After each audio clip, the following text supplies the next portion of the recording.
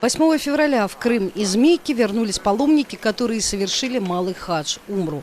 Это первая группа, совершившая паломничество в новом году. Руководителем группы был назначен имам мечети села Вилина Бахчисарайского района Медат Тахтаров. Allah'ıma şükür bu yaş vaktinde Allahu Teala bizlere cemaatla birlikte koyumuzdan varmaya Allah nasip etti. Bu birinci kez ömrümüzde, hayatımızda. Kırım Müftülüğü tarafından yardım ettiler, ayarladılar. Çoktan çok biz Kırım Müftülüğü'ne teşekkür, sağ ol aytамыз. Allah razı olsun. В аэропорту Симферополя паломников встречал сотрудник отдела координации религиозных общин Духовного управления мусульман Крыма и Севастополя Редван Максудов.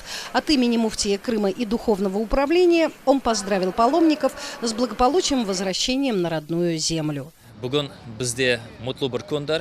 Bizim Umre'ye ketken arkadaşlarımız bugün kayıttılar. 9 gün Mekke ve Medine'ni ziyaret ettiler.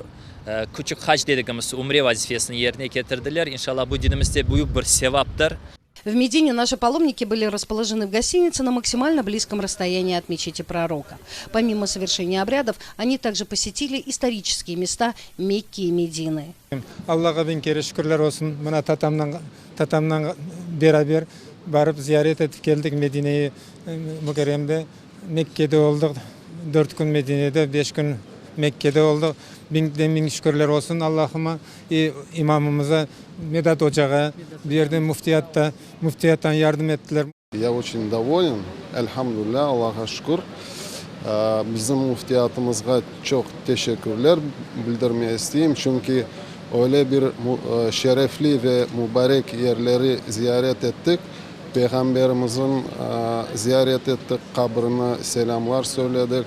O kadar işte, Allah'a çok şükür.